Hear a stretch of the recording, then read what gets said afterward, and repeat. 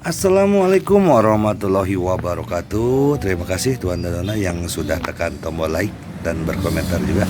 Oke, kita lanjutkan saja ceritanya sambil bawa jalan-jalan. Si bocil mau jalan-jalan katanya. Yuk Bab guys. 393. Saya seorang investor. Xie Jing membuka mulutnya dan secara naluriah ingin membantah. Namun, video dari pelelangan tiba-tiba terlintas di benaknya, dan dia akhirnya menahannya tanpa berkata apa-apa. Dia merasa mungkin sebaiknya dia tidak selalu memukul Ye Yan. Kalau begitu, dia tidak akan terlalu terobsesi dengan wajahnya sendiri, dan bahkan akan melakukan hal-hal nekat demi itu. Jadi, lupakan saja kali ini dan pikirkan sendiri solusinya. Ketika saya sampai di rumah, Qin Fanglan berlari dengan panik begitu dia memasuki pintu. Xiao Jing, apakah kejadian tentang keluarga Huang itu benar? Kamu berjanji akan menyelesaikannya dalam 3 hari. Apa kamu gila? Dia sudah tahu apa yang terjadi dari orang lain. Kemudian Qin Fanglan berbalik dan melihat Ye Yan. Dengan sedikit kebencian di matanya, itu kamu, pasti Xiao Jing yang kamu provokasi lagi, kan? Bu, apa yang ibu lakukan? Xie Jing mengomel tak tertahankan. Masalah ini tidak ada hubungannya dengan Ye Yan, jangan membuat masalah di sini. Setelah mengatakan itu, dia langsung naik ke atas. Ye Yan bahkan tidak melihat ke arah Qin Fanglan dan mengikutinya. Hanya Qin Fanglan yang tersisa berdiri di bawah dengan wajah gelap. Villa Xie, sebagai pemilik, Xie berdiri di dekatnya dengan senyum minta maaf. Dan yang duduk di posisi aslinya adalah Huang Tingting. Nona Huang, terima kasih banyak atas kesediaan Anda memberi kami kesempatan ini, kata wanita tua itu sambil tersenyum. Huang Tingting meliriknya, Anda melakukan apa yang saya katakan dan membuat Xie Jing menemui jalan buntu. Benar, ada sedikit sarkasme di mata Nyonya Xie. Dia tidak pernah membayangkan dalam mimpi terliarnya bahwa akhir hidupnya telah ditentukan. Huang Tingting mengangguk, bagus sekali. Selanjutnya, kamu akan terus menghasut kerabat Xie dan menekan Xie Jing. Nyonya Xie mengangguk. Meskipun Huang Tingting tidak mengatakannya, dia akan melakukannya. Jangan khawatir. Nona Huang, Xie Jing tidak akan bisa membuat gelombang apapun jika kita bekerja sama dengan kedua keluarga. Ketika saya mendapatkan kembali kekuatan keluarga Xie, saya berjanji bahwa saham Nona Huang tidak akan berkurang sama sekali, katanya sambil tersenyum. Huang Tingting menunjukkan sedikit ejekan yang tidak terlihat. Wanita tua ini menjadi bodoh setelah dikejutkan dengan video di pelelangan. Jangan pernah berpikir, apakah Xie, putri tertua keluarga Huang, menyukai saham perusahaan kelas 3? Saya membuat permintaan ini hanya untuk membiarkan Xie menangani semuanya untuk saya dengan ketenangan pikiran. Adapun bagaimana jadinya Xie setelah membunuh Ye Yan dan Xie Jing, itu tergantung pada takdir. Jika Xie tidak bangkrut olehnya saat itu, tidak ada salahnya memanfaatkan wanita tua itu. Setelah meninggalkan villa keluarga Xie, Huang Tingting mengeluarkan ponselnya. Sekarang giliranmu, bersikaplah lebih baik. Menurut Mu Yuan, meskipun dia tidak tahu alasannya, selama Xie Jing mengkhianati Ye Yan akan mati. Kuncinya adalah begitu Ye Yan meninggal, Xie Jing juga akan mengikuti jejaknya. Oleh karena itu, Huang Tingting harus menunjukkan akalnya dan menyingkirkan kedua pria menyebalkan ini selangkah demi selangkah. Ketika saatnya tiba, dia tidak hanya akan bernapas lega, Liu Yunxiu mungkin juga akan melihat sisi bijaknya, dan mungkin dia akan bisa menikah dengan keluarga Liu dalam satu langkah. Huang Tingting memikirkan hal ini, dan senyuman kegembiraan dan antisipasi muncul di bibirnya. Keesokan harinya, Xie Jing menemukan banyak koneksi, tetapi pengaruhnya kecil. Perusahaan Xie sendiri hanyalah perusahaan kelas 3 dan kekuatan kontaknya tentu saja tidak canggih. Apalagi setelah dihukum dengan surat dari keluarga Huang, banyak orang yang takut terlibat dan langsung memutuskan kontak dengan keluarga Xie. Oleh karena itu, Xie Jing sibuk sepanjang pagi, tetapi tidak berhasil. Di Villa Junshan, Qin Fanglan tidak nafsu makan dan tampak sedih. Apa yang harus kita lakukan? Katakan padaku. Mengapa hal seperti ini selalu terjadi pada keluarga kita? Xie Chengqian tidak punya pilihan selain duduk di sampingnya dengan ekspresi tidak berdaya. Hei, apa maksudmu bos 3 miliar dolar itu sedang menonton, menunggu hingga saat terakhir untuk mengambil tindakan? Seorang pahlawan yang menyelamatkan keindahan, Qin Fanglan membayangkan dengan penuh kerinduan. Jangan memikirkan hal-hal yang tidak berguna ini. Tidak pasti apakah ada orang seperti itu. Mata Qin Fanglan berdiri dan dia memarahi dengan tidak senang. Diam, mengapa tidak berguna? Mengapa hilang? Jangan bicara omong kosong jika kamu tidak mengerti. Xie Chengqian berhenti bicara. Saat Qin Fanglan terus mengalami mimpi indah, ponselnya tiba-tiba berdering. Dia mengambilnya tanpa memperhatikan, siapa itu? Bibi Qin, suara lembut seorang pemuda terdengar. Haha, aku tidak mengganggumu, kan? Zuo Jinfeng, ada apa denganmu? Wajah Qin Fanglan menunduk. Jika orang ini tidak mengacaukan barang antik itu, bagaimana dia bisa memberikan kesempatan pada Ye Yan yang tidak berguna itu untuk bersinar? Oleh karena itu, Qin Fanglan sekarang tidak memiliki sikap yang baik terhadap Zuo Jinfeng. Zuo Jinfeng sepertinya tidak mendengar nada dinginnya, dan berkata sambil tersenyum, itu saja. Saya sudah mengurus barang antik itu terakhir kali. Saya ingin memberitahu Anda bahwa saya telah mendapatkan uang Anda kembali. Teman itu milikku. Aku juga mendapat pelajaran. Saya benar-benar minta maaf, Bibi Qin. Saya sangat bodoh hingga tertipu dan hampir menghancurkan bisnis Anda.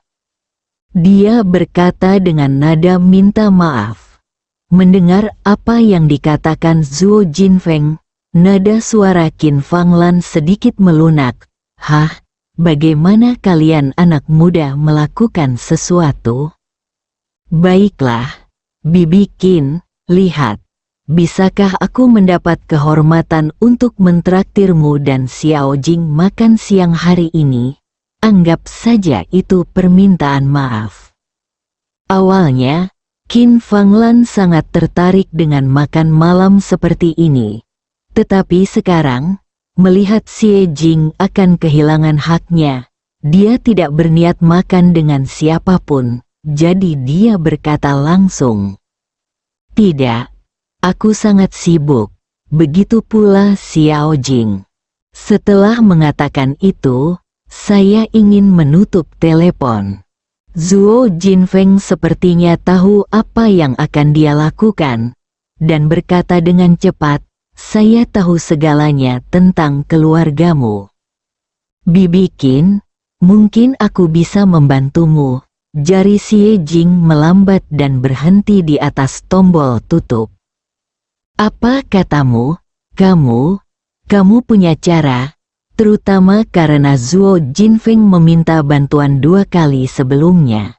Tetapi hasilnya tidak bagus. Tapi sekarang, Xie Jing tidak tahu bagaimana memecahkan situasi ini, jadi dia akan mencoba segala kemungkinan. "Bibi Qin, aku tidak akan menyembunyikan apapun darimu sekarang. Aku di Haicheng, film dan televisi hanya untuk bersenang-senang." Zhuo Jinfeng menghela nafas dan berkata dengan nada konfrontasi, "Faktanya, investasi adalah hal utama yang saya lakukan selama ini." Qin Fanglan tertegun. "Lalu kenapa kamu tidak memberitahuku sebelumnya?" "Oh, Bibi Qin, kamu juga tahu bahwa Xie Jing dan aku tumbuh bersama. Kemudian kami pergi ke Haicheng. Kupikir aku akan kembali ketika aku menjadi terkenal. Tapi aku tidak menyangka Xie Jing akan menikah. Aku tidak punya pilihan selain memperhatikannya secara diam-diam. Bahkan jika kamu ingin membantunya, kamu harus melakukannya secara rahasia." Kata-kata Zhuo Jinfeng penuh arti dan sepertinya mengisyaratkan sesuatu.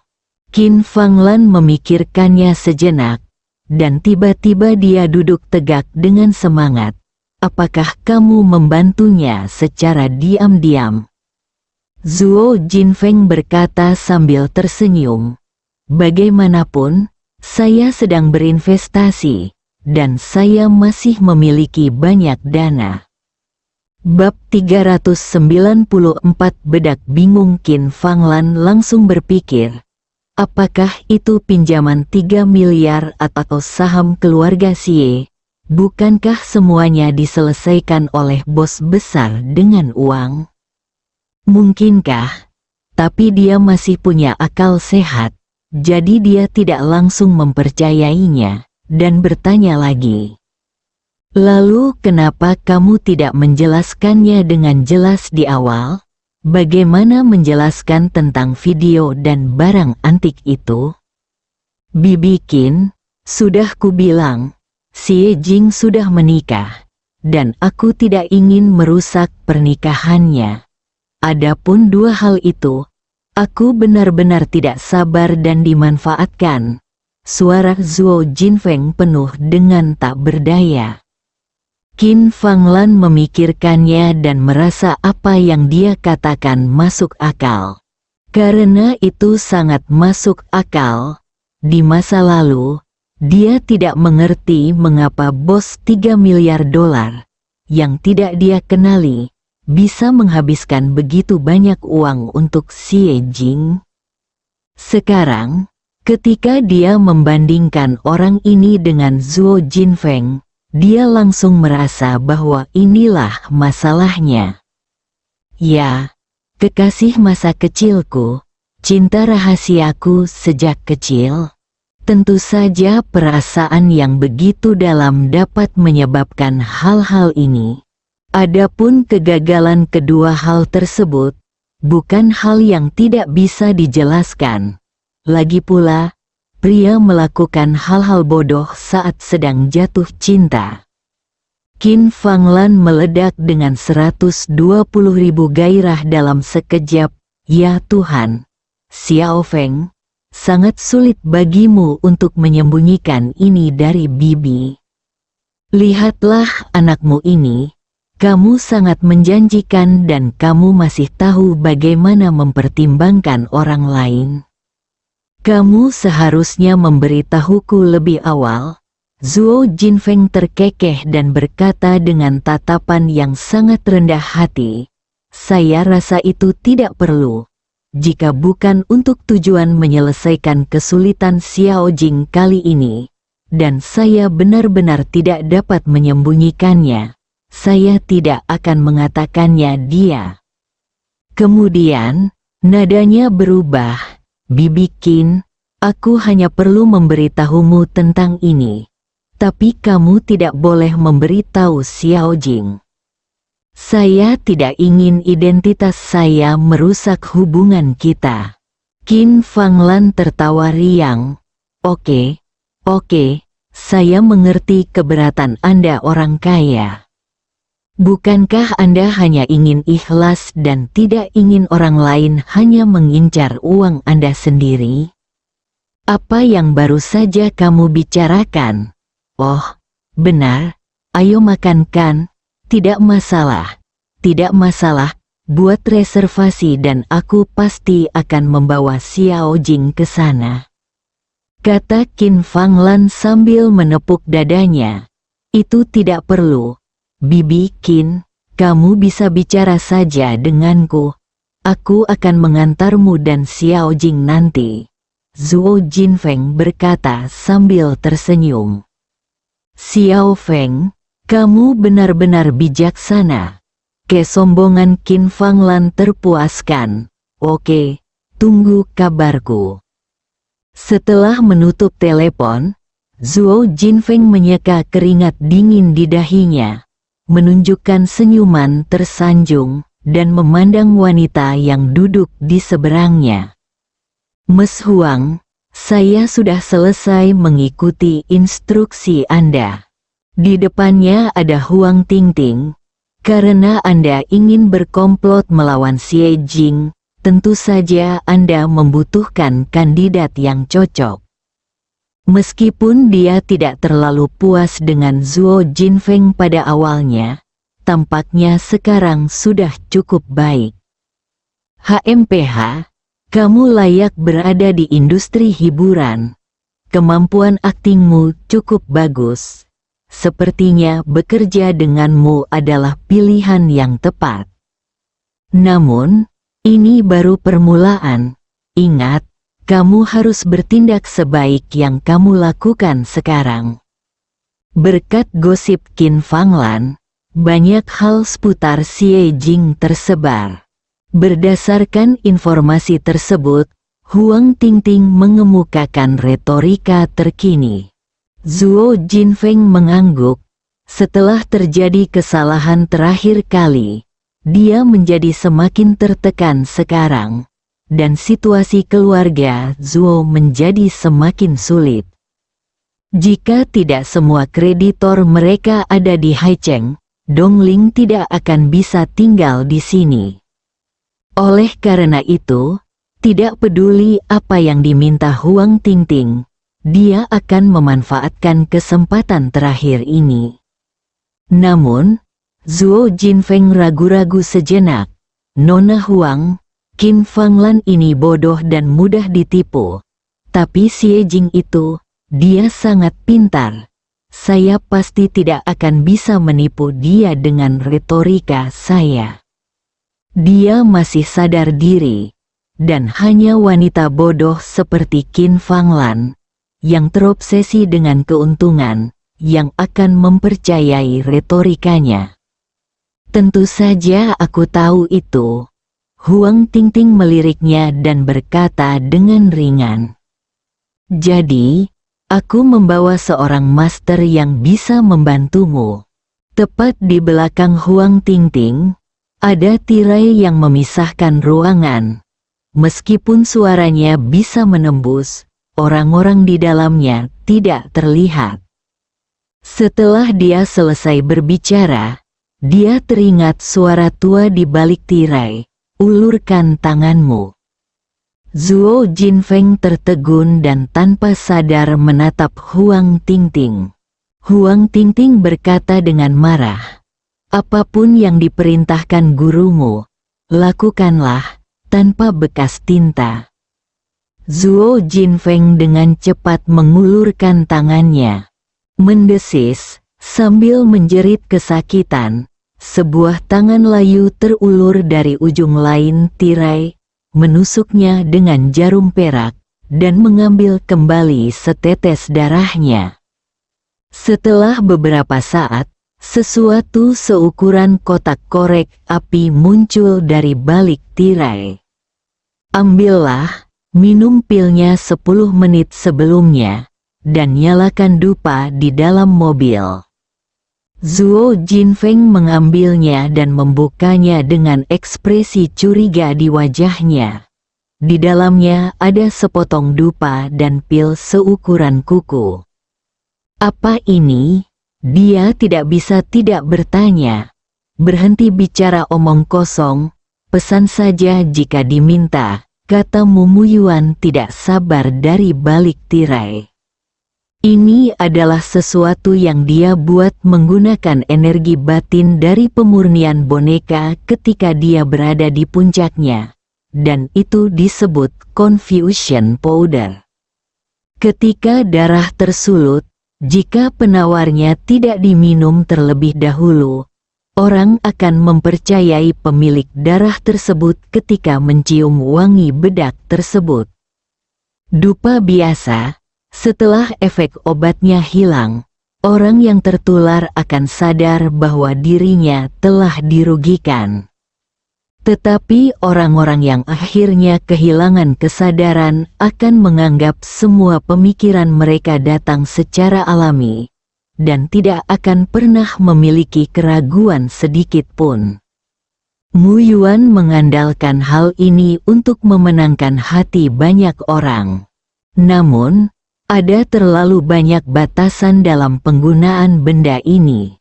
Pertama, harus digunakan di ruang terbatas yang relatif kecil, seperti mobil, agar efektif. Kedua, misen powder hanya efektif pada orang biasa, tetapi mereka yang terlalu mulia akan menggunakan tindakan perlindungan pada tubuhnya. Kuncinya adalah membuat benda ini mahal dan merepotkan, serta membutuhkan kerjasama budak dalam jumlah besar, jadi Muyuan hanya membuatnya sedikit pada awalnya. Saat dia terjatuh di tangan Yeyan, dia juga kehilangan kemampuan untuk membuat bubuk misen lagi, mengambil hanya ini yang dia punya, dan tubuh Muyuan sakit sekali. Tapi demi membalas dendam pada Yeyan, dia juga mempertaruhkan nyawanya. Tapi Zuo Jinfeng tampak ragu-ragu. Dia selalu merasa bahwa tuannya memberinya sesuatu yang tidak bisa dijelaskan. Huang Tingting melihat apa yang dia pikirkan dan mendengus dingin. Guru bekerja untuk keluarga Ye di Haicheng. Apakah Anda berani mempercayainya? Zuo Jinfeng terkejut. Tentu saja dia tahu tentang keluarga Ye di Haicheng. Jika tuan ini bisa digunakan kembali oleh keluarga Ye, dia pasti orang yang sangat cakap. Dia segera membungkuk hormat. Terima kasih, guru. Tuanmu tidak berbicara. Setelah beberapa saat, dia menulis sesuatu untuk mengungkapkan rasa terima kasihnya di selembar kertas dan menyerahkannya kepada Zuo Jinfeng. Menurut waktu di kertas ini, kamu akan mendapatkan hasil 2 kali lipat dengan setengah usaha. Mata Zuo Jinfeng berbinar. Dia telah lama mendengar bahwa beberapa keluarga kaya akan mendukung beberapa ahli Feng Shui. Orang-orang ini dapat memprediksi masa depan dan memiliki metode misterius. Ketika saya melihatnya hari ini, sungguh menakjubkan. Jangan khawatir, Nona Huang. Dengan bantuan guru, saya pasti bisa menyelesaikan tugas ini. Bersambung.